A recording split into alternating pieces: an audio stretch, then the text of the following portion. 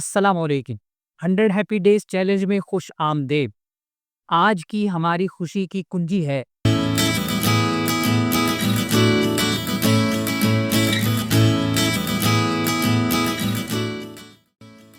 کھوجئے کہ کون کون آپ کی مدد کر سکتا ہے، کیونکہ کامیابی کا سفر تنہا طے نہیں ہوتا، یہ ایک اجتماعی کوشش ہے جہاں ہر ہاتھ، ہر مشورہ، ہر دعا اہمیت رکھتی ہے۔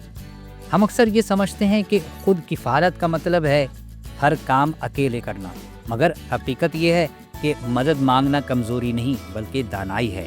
کامیاب لوگ وہی ہوتے ہیں جو جانتے ہیں کہ کب، کس سے اور کیسے مدد لینی ہے۔ زندگی میں ہر شخص کے پاس کچھ نہ کچھ ایسا ہوتا ہے جو وہ دوسروں کو دے سکتا ہے، مثلاً علم، تجربہ، وقت، حوصلہ یا صرف ایک سننے والا کان۔ جب ہم اپنے اہداف کے لیے مددگار لوگوں کی فہرست بناتے ہیں تو ہم صرف وسائل نہیں ڈھونڈتے، ہم رشتوں کو مضبوط کرتے ہیں، اعتماد بڑھاتے ہیں اور اپنے سفر کو ہموار کرتے ہیں۔ عملی اقدامات۔ آج اپنے ایک اہم ہدف کو ذہن میں رکھیے۔ جرنل میں ایک فہرست بنائیے، جی ہیپینس جرنل میں۔ اس ہدف میں میری مدد کرنے والے لوگ کون کون ہو سکتے ہیں؟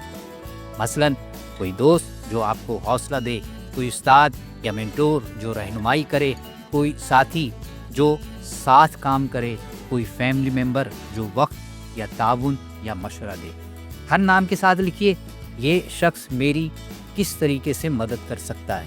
ان میں سے ایک شخص سے آج ہی رابطہ کیجیے، چاہے صرف بات چیت کے لیے ہو یا مشورے کے لیے۔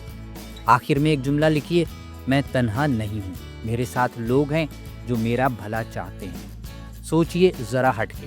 اگر آپ سوچتے ہیں کہ مجھے کسی سے مانگنا اچھا نہیں لگتا تو یاد رکھیے، مدد مانگنا اعتماد کی علامت ہے اور دوسروں کو موقع دینا ہے کہ وہ آپ کی زندگی میں مثبت کردار ادا کریں۔